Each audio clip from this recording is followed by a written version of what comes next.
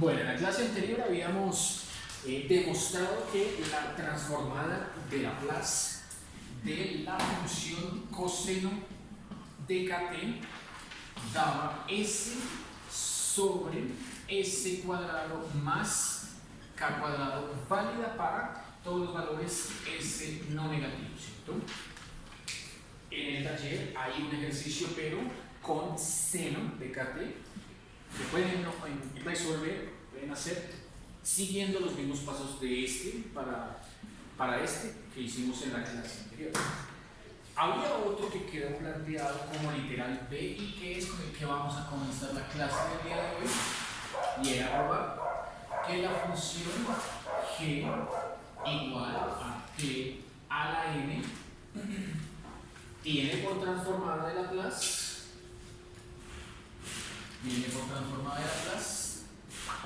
la función n factorial sobre s a la n más 1. S no negativo. Bueno, veamos entonces cómo hay que llegar a esa conclusión.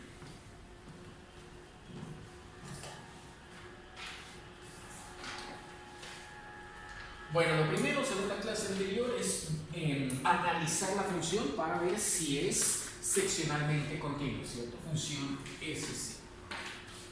Para ello, entonces, se aplicaba la expresión valor absoluto de la función, aquí se llama g, y que tiene que ser menor o igual que el producto entre una constante no negativa k, el Euler elevado a una constante tampoco no negativa alfa por t.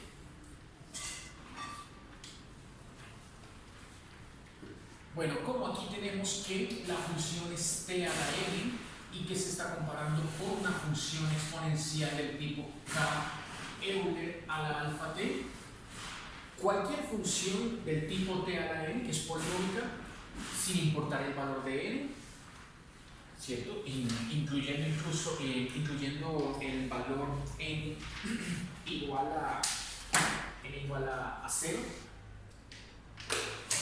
en cuyo caso tendríamos la transformada de Laplace de una constante, que fue el que vimos hace un par de clases, ¿cierto? Y que daba 1 sobre s. Entonces, independientemente del valor de n, llámese n igual a 0, llámese lineal, llámese cuadrática, cúbica, todas, su valor absoluto va a generar, ¿cierto?, una expresión que queda dibujada por encima del eje X, en este caso el eje t. Por lo tanto, el valor absoluto de t a la n sigue siendo t a la n, expresión que es la que vamos a comparar con k Euler a la alfa t.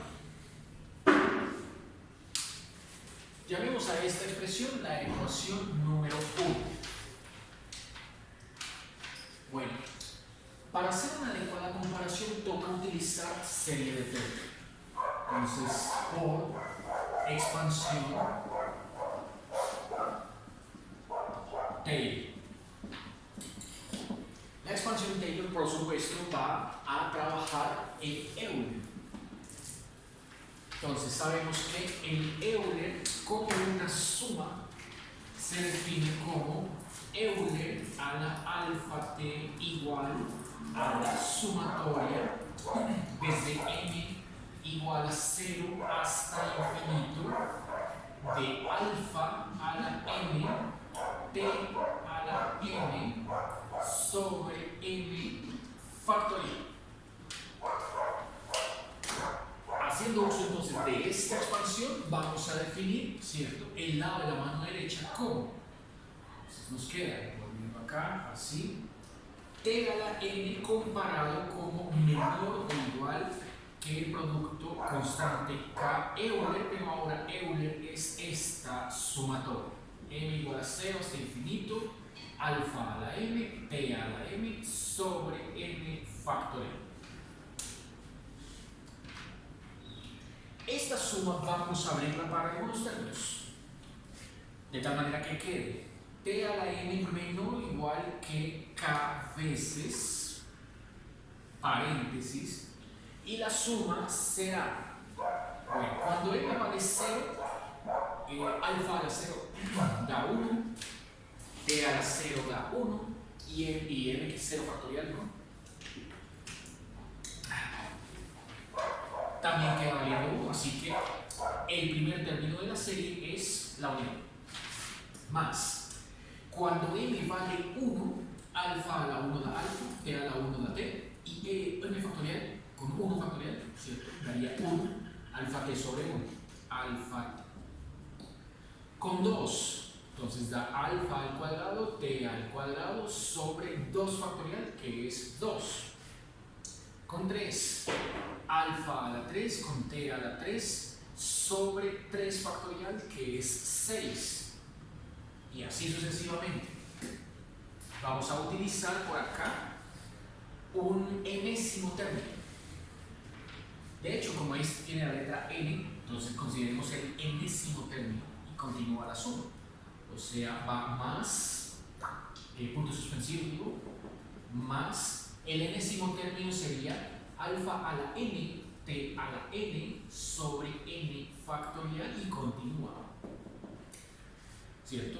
Como va hasta el infinito, entonces se dejan abiertos los puntos suspensivos. Cierro paréntesis y multiplico por k todos estos términos aquí a la derecha. Es decir, que quede t a la n menor o igual que k por 1, k más alfa kt más alfa, más k alfa cuadrado, que lo puse primero, entonces alfa cuadrado k t cuadrado sobre 2, voy acá. Bueno, así sucesivamente. Me interesa llegar a este, al enésimo. Entonces sigue más puntos suspensivos, alfa a la n, k, t a la n, ¿cierto? Sobre n factorial. Suspensivos y cierra paréntesis. Ya no hace falta, ya lo había quitado el paréntesis. Listo. En esa suma que se ve allá, ¿cierto? Únicamente utilizaremos el valor para comparar precisamente este de acá. Lo vamos a comparar con este. La comparación se hace en este sentido.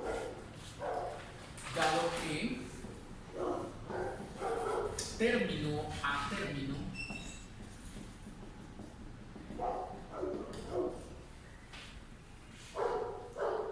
t a la n es mayor, estrictamente mayor que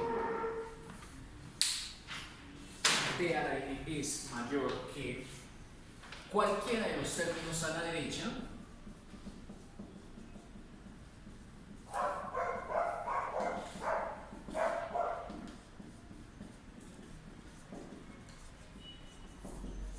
a lo sumo lo que podría encontrar no es que es igual, pero tomándolos de manera individual, este t a la n es mayor que cualquiera de todos estos términos. Entonces vamos a utilizar ese hecho para comparar este con este estrictamente. Son los que tienen la misma potencia en este. Es decir, tendríamos que t a la n es mayor que alfa a la n k t a la n sobre n factorial.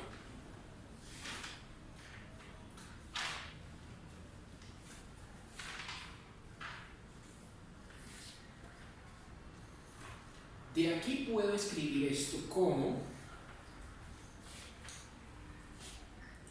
alfa a la n k t a la n sobre n factorial menor que t a la n. Fíjense que ahí lo único que se hizo fue cambiar de posición, izquierda y derecha, y por lo tanto cambia la orientación del signo de comparación. Llamemos a esta la ecuación número 2.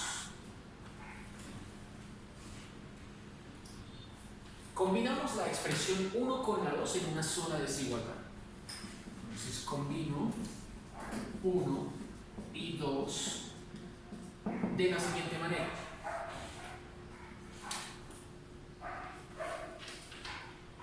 El hecho de haber tomado ese término y haberlo escrito de esta forma tiene que ver con el hecho de que aquí puedo permitirme empalmar esta desigualdad, ecuación 1, como el lado derecho de una desigualdad más grande, con este pedazo de desigualdad 2 que habla las veces del lado izquierdo de la desigualdad grande. Como quien dice, este t a la n será el valor intermedio en ese sándwich.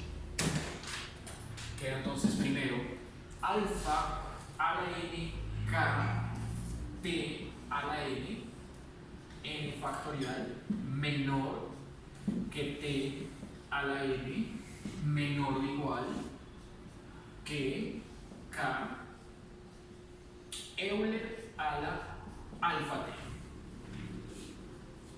Listo, ahí las dos desigualdades se combinaron y formaron una sola. ¿Cómo? Analicemos ahí la desigualdad. Este término es estrictamente menor que el del medio, pero el del medio sí puede llegar a ser igual al de la derecha, ¿no? Entonces, estos dos pueden coincidir, pero ninguno de estos dos podrá coincidir con este de la izquierda. Por lo tanto, para ignorar este del medio, únicamente tendría que utilizar este signo de comparación. No puedo utilizar esto. Me queda alfa a la n, k, t a la n, sobre n factorial menor estrictamente que k Euler a la alfa t. Ahí, como vemos, ese valor k, esa constante k, aparece tanto a la izquierda como a la derecha de la desigualdad. Los puedo quitar. Y he encontrado que, despejando aquí t a la n, digo, despejando t a la n, el n factorial pasa al otro lado a multiplicar, el alfa a la n pasa a dividir, y el Euler a la alfa t, ¿cierto?, queda con ese múltiplo. Ese es el que voy a graficar, única y exclusivamente.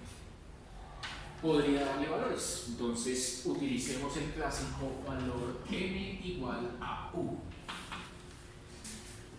En la gráfica voy a pintar tanto t a la 1 como 1 factorial sobre alfa a la 1, Euler a la alfa t. Entonces, queda aquí así. Para n igual a 1, quedaría t a la 1. T a la 1, la función lineal. La función lineal t, entonces ella pasa por el origen, ¿cierto? Queda así. T. La otra quedaría 1 factorial, que es 1, sobre alfa a la 1, alfa, Euler a la alfa t. O sea, Euler a la alfa t sobre alfa. Esto sugiere que, como alfa no es igual a 0, y no puede serlo, ¿cierto? Entonces, por acá comenzaría la gráfica pasando o cortando al eje y precisamente en 1 sobre alfa. Y de ahí en adelante comienza uno a dibujar, ¿cierto?, el Euler, 1 sobre alfa, Euler a la alfa t, creciente, oportunamente creciente. Como ven, ahí esa curva azul quedó por encima de la curva roja. Y si bien este es un caso particular para el cual le dimos valor 1 al n, para cualquier n esta condición y gráficamente va a incidir en lo mismo. Y es que se concluye que la función t a la n es de orden exponencial.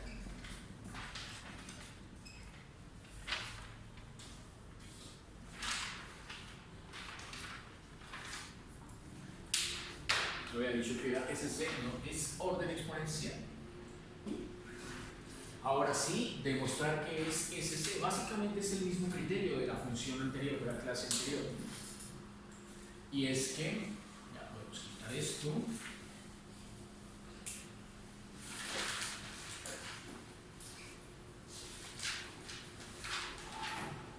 Como t a la n es continua en el intervalo 0 a infinito, automáticamente es seccionalmente continua.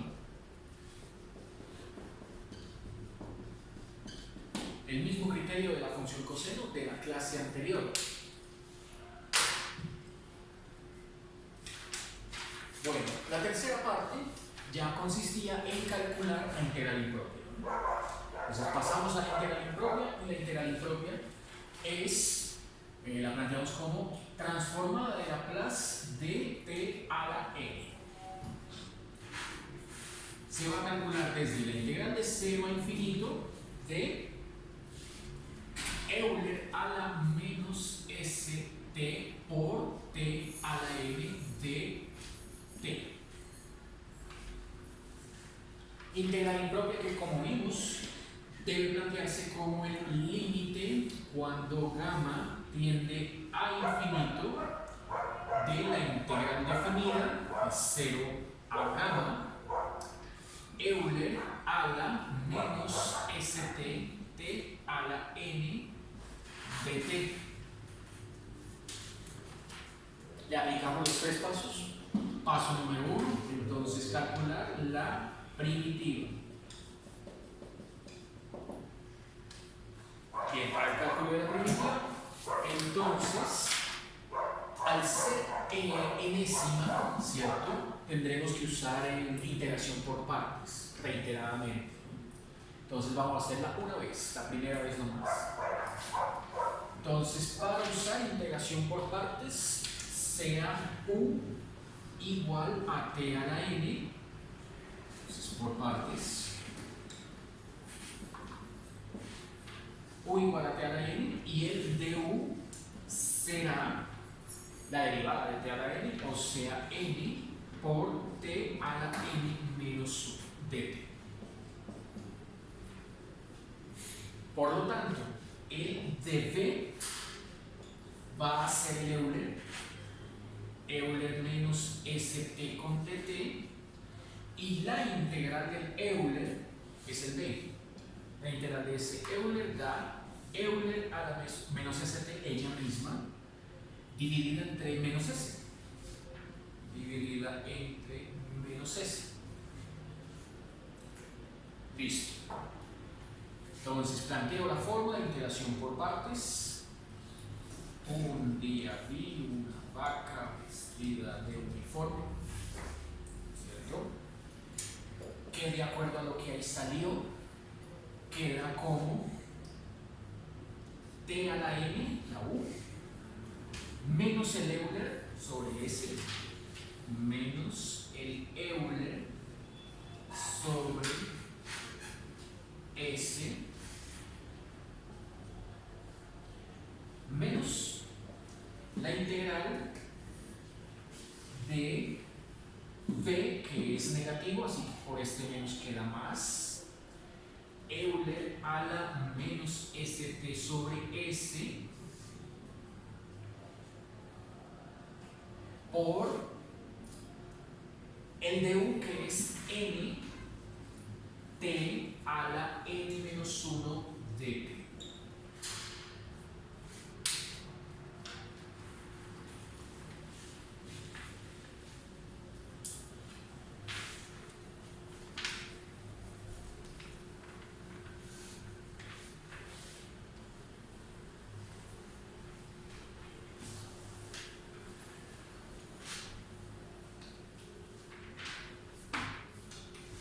Listo. Entonces, como ahí ya tengo una sola integración por partes, pues como ese no conozco el valor de n, podría seguirlo haciendo, pero con eso es suficiente.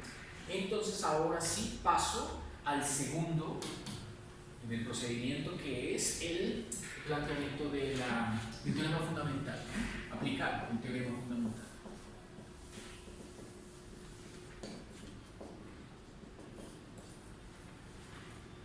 Entonces, aplico el teorema fundamental para encontrar la integral definida entre 0 y gamma de Euler a la menos st, t a la n de t.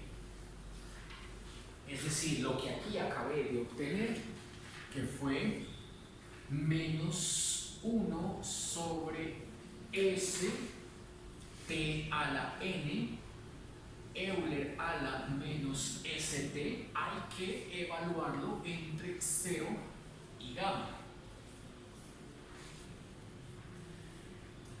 Luego hay que sumarle, saquemos las constantes de esa integral.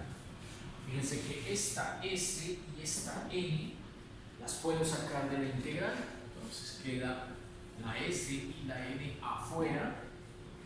Y tendría que integrar entre 0 y gamma, 0 y gamma, el Euler a la menos st por t a la n menos 1 de t.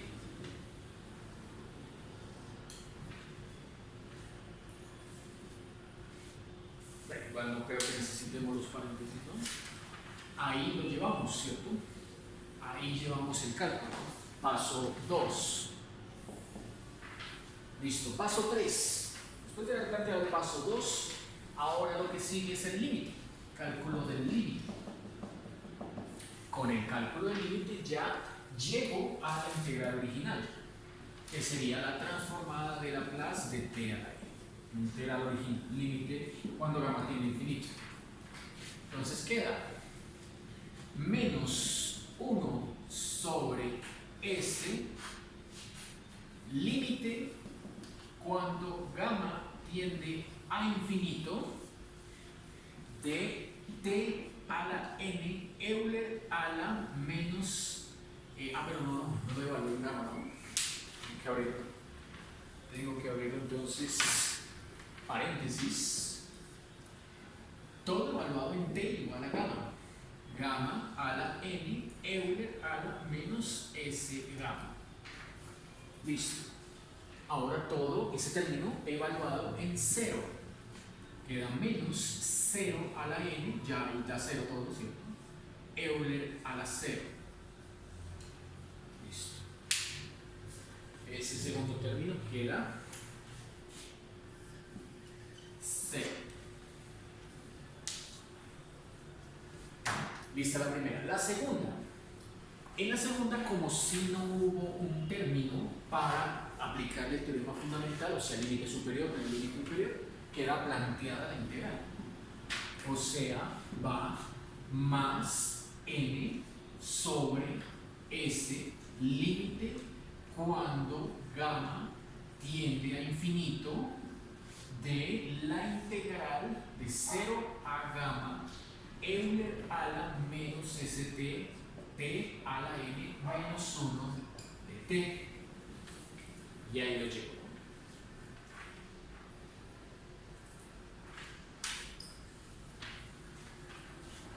Bueno, vamos a analizar este límite que nos salió aquí a la derecha.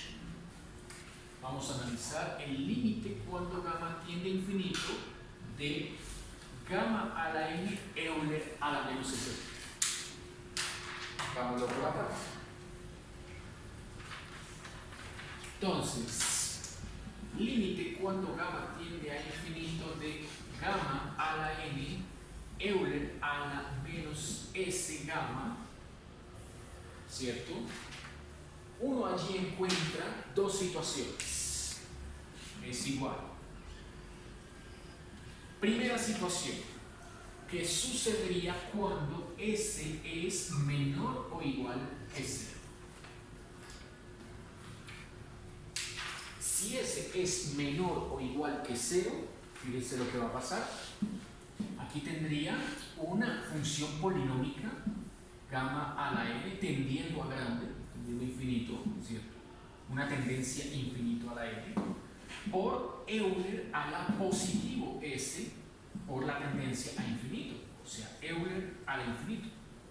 Estas dos tendencias no se anulan, al contrario, se suman, ¿cierto? Suman influencias.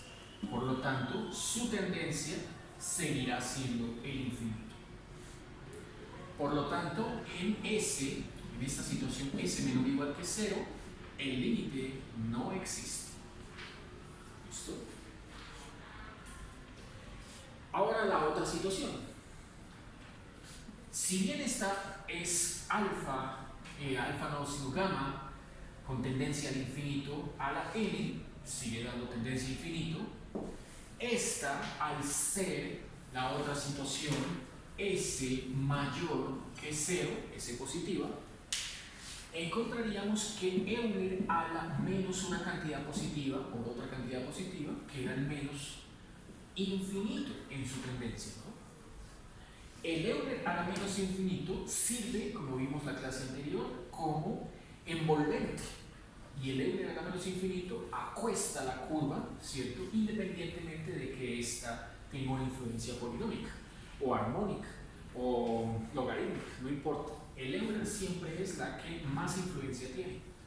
Por lo tanto, la acuesta y este límite va a dar 0 por el Euler.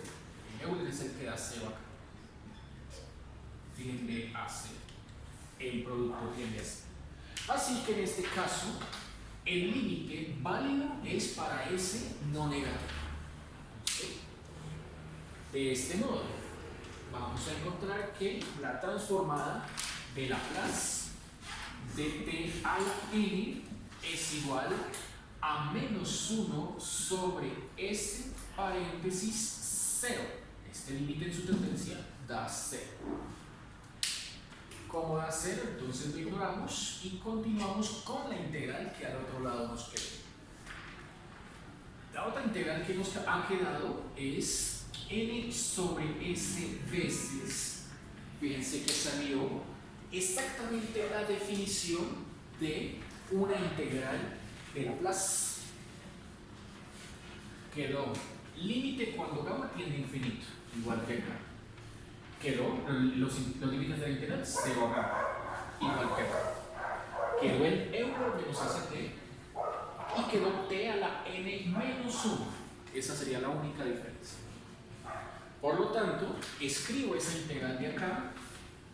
Esta integral que me salió acá la voy a escribir como integral de 0 a infinito. 0 a infinito Euler menos st t a la n menos 1 dt. Integral que sería exactamente la que uno plantearía como transformada de Laplace de t a la n menos 1. Esta integral es entonces la transformada de Laplace de t a la n menos 1. En otras palabras, aquí se obtuvo fue la siguiente fórmula, se llama así, de recurrencia. Y es transformada de Laplace de t a la n es igual a n sobre s veces la transformada de Laplace de t a la n menos 1.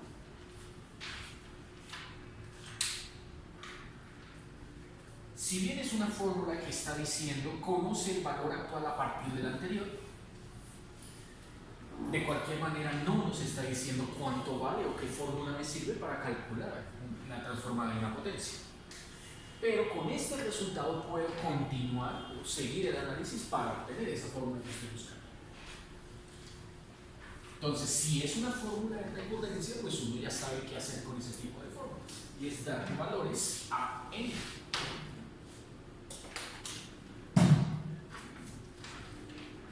Bueno, entonces aquí vimos que esta fórmula, según esta condición, es válida para S mayor que C. Entonces, dándole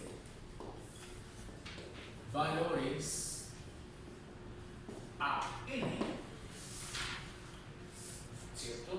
Usándolas sucesivamente nos queda con n igual a 1, con n igual a 1, obtendríamos la transformada de Laplace de t a la 0 igual a 1 sobre S transformada de Laplace de t a la 1 menos 1 t a la 0, t a la 1, que es el 1 que estoy dando como primer valor. Es decir, esto dio transformada de Laplace de t igual a 1 sobre S, la transformada de Laplace de t a la 0. T a la 0 es igual a 1, ¿cierto? Entonces la transformada de Laplace de la unidad es 1. Entonces 1 sobre S por 1 queda 1 sobre S. 1 sobre S cuadrado. La transformada de Laplace de 1 es 1 sobre S. Transformada de Laplace de 1 sobre S. Quedando 1 sobre S al cuadrado. Siguiente valor. Para n igual a 2, tendría transformada de Laplace de t a la 2 igual a 2 sobre S, transformada de Laplace de t a la 2 menos 1, que es la transformada de Laplace de t a la 1 que acabo de encontrar. Entonces, esto me da transformada de Laplace de t a la 2 igual a 2 sobre S por la transformada de Laplace de t a la 1, que la acabé de obtener como 1 sobre S al cuadrado. Por lo tanto, esto me queda 2 sobre S al cubo. Una vez más, con n igual a 3, tendría la transformada de Laplace de t a la 3, o sea 3 sobre S, la transformada de Laplace anterior, t a la 3 menos 1.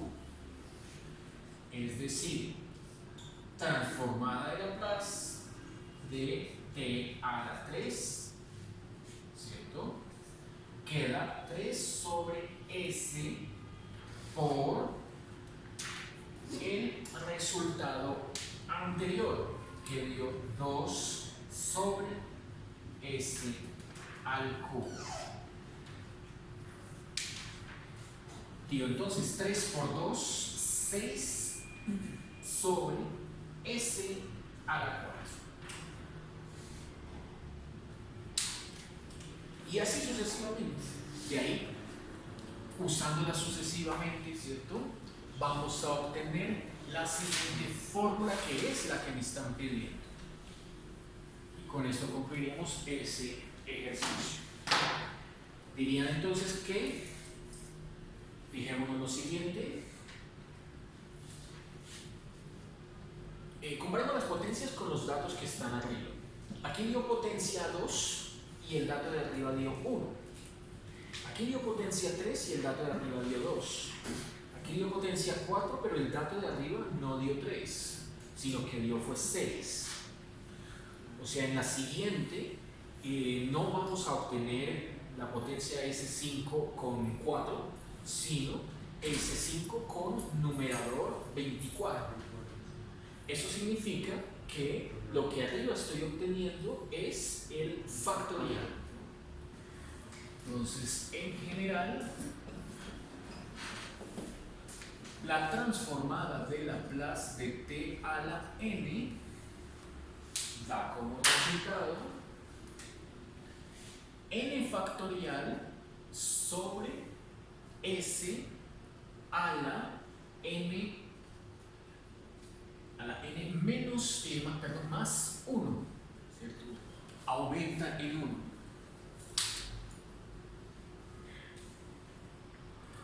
Listo. Esa es entonces la fórmula que estábamos esperando. Aquí la teníamos, ¿cierto? Ese era el spoiler. Válida para n perteneciente a cualquier entero positivo, o sea, incluye el 0, es válido.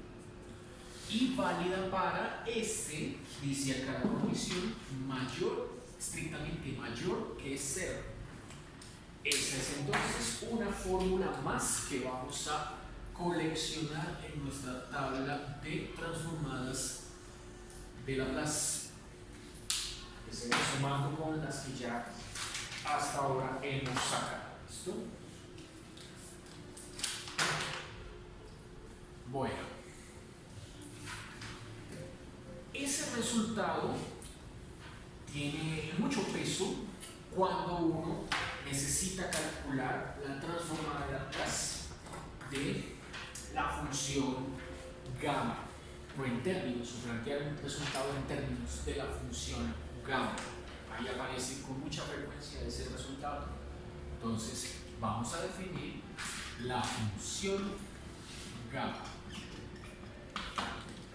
Se define la función gamma como la integral, ¿cierto? Es una aplicación integral que lleva este símbolo. Ahí se usa la letra gamma mayúscula. La gamma minúscula la hemos usado para el límite. La gamma mayúscula es para la función gamma. Función gamma de x se define como la integral impropia también, ceros de infinito, de t a la x menos 1 Euler a la menos t de t. Guarda algún parecido con la definición de transformar de Laplace, pero no es la misma. Listo. Esta integral converge para valores x no negativos. Y es lo que vamos a demostrar con las siguientes 4 propiedades. Bueno, hoy hago 3 y ustedes en el taller tienen planteada la cuarta, la propiedad número 4. Primera propiedad. Vamos a demostrar que la función gamma de 1 es igual a la unidad. Veamos. Esta demostración sugiere que x vale 1 y ese resultado, x igual a 1, lo vamos a reemplazar en el integral. Entonces nos queda gamma de 1 igual a la integral de 0 a infinito de t a la 1 menos 1 Euler menos t de t. Como 1 menos 1 da 0 y t a la 0 es igual a 1, entonces ya solo es ahí, como siempre, utilizar los 3 procedimientos para obtener el resultado de este integral impropio, la que es 0 hasta infinito Euler a la menos t de t. Listo. Entonces, ahora en adelante, como ya sabemos cuáles son los 3 procedimientos, ¿cierto? Primitiva, teorema fundamental y el cálculo del límite. Entonces ya podemos plantear los 3 procedimientos en un solo paso. ¿Listo? Planteándolos en un solo paso sugiere que el límite, cuando gamma tiende a infinito, va a afectar ¿cierto? El resultado de haber integrado esta función Euler a la menos EDT y después haberla evaluado entre 0 y gamma. ¿Listo? Entonces lleva uno la idea de que quiere hacer las tres cosas en un solo renglón. Entonces, la integral, ¿cierto?, da ella misma dividido entre menos 1. Habría que evaluarla entre 0 y gamma. Lo puse afuera porque ese es el paso que voy a escribir aquí ya abierto. Entonces sería menos 1, lo voy a poner